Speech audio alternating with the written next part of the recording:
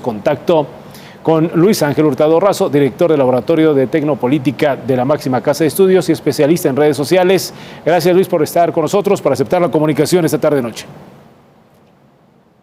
¿Qué tal, Héctor? Un gusto estar contigo y con tu audiencia, como siempre. Te aprecio mucho la confianza. Cuéntanos, por favor, ¿qué información podrías adelantarnos, compartirnos en relación al uso de esta red social por parte de los mexicanos? Bueno, primeramente, debo decir que estamos a días justamente de presentar nuestro segundo estudio nacional, cómo usan Twitter los mexicanos. A diferencia del primero, se hace ya en un contexto de pandemia. El primero que se hizo, pues se elaboró justamente previo a la pandemia. Un dato o varios datos relevantes que quisiera compartir en exclusiva, primeramente contigo, Héctor, y con tu audiencia, es que este estudio se realizó en los 32 estados del país con una muestra de 1,050 cuestionarios. Y esto nos arrojó, a diferencia del primer estudio, que hoy en día, con el 56% de los entrevistados, quienes más utilizan esta red social digital son las mujeres. En el primer estudio era un empate técnico del 50% entre hombres y mujeres. Hoy en día son las mujeres quienes más utilizan esta red social digital. Para este 2022, Héctor, encontramos también que cambiaron bastante los indicadores de uso de esta red social. En el 2020 que hicimos este primer estudio, en promedio el 35% de los entrevistados nos dijo que pasaba entre 1 a 2 horas al día en el uso de esta red sociodigital. Hoy en día nos llevamos la gran sorpresa que ha decrecido el uso de esta red social. Hoy, en este momento, encontramos un indicador que va de cerca del 29% de los entrevistados dijo que utilizaba menos de 1 hora el uso de esta red sociodigital como principal fuente, digamos, de opción que nos otorgaron. Esto nos dice que la gente, en lugar de acercarse más al uso de esta red sociodigital, por lo pronto los mexicanos decidieron dejarla de usar. ¿Y cuáles fueron las consecuencias, estimado Héctor? Pues bueno, varias de las opciones que nos dieron justamente los mexicanos entrevistados fue la alta polarización que existe en esta red sociodigital. Los discursos de odio, el racismo, la violencia explícita en los discursos verbales que se da, y algo que nos llamó muchísimo la atención es la alta presencia de desinformación digital, con los llamados fake news.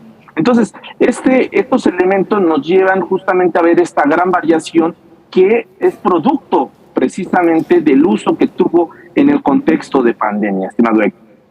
Bueno, pues reveladores, por supuesto, y de nueva cuenta, gracias por la confianza y revelarnos estos datos con los que han venido trabajando en los últimos meses. Luis, una pregunta: ¿qué quisieran estos mexicanos que han dejado de usar esta red social por las razones que muy bien nos acabas de enumerar? ¿Qué quisieran encontrar? ¿Qué dejó de brindar Twitter en su momento y qué quisieran hacia adelante? Digo, tomando en cuenta, y seguramente esto se dio y este estudio se realizó antes de todo este escándalo y revolución, y con el que hemos platicado, por supuesto, contigo, y la llegada de Elon Musk.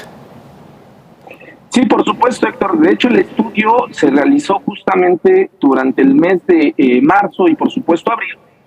Ya no pudo considerar precisamente esta etapa que ya comentas justamente con la llegada de Elon Musk, pero sí contemplamos justamente el elemento de por qué dejaron de utilizar tanto tiempo o el tiempo que le destinaban a Twitter. Las principales razones por las cuales dejaron de utilizarlo, uno de los indicadores es que porque precisamente Twitter dejó de ser ese espacio amigable, ese espacio de información. Una de las preguntas centrales de este estudio es qué uso le daban o le dan a Twitter. En el primer estudio, el principal indicador de uso que le daban era para informarse, Héctor. Hoy en día, justamente con este estudio, segundo estudio que realizamos, vemos que ya no es la principal elemento de uso de esta red social. Ahora, el principal uso que le están dando los mexicanos es para darle retweet. Con ello, pues se explica justamente que Twitter dejó de ser ese espacio informativo que caracterizaba. Otro elemento que dejó de ser Twitter y que explica precisamente la pérdida, digamos, en el tiempo que le destinan a esta red sociodigital es justamente ser este espacio amigable.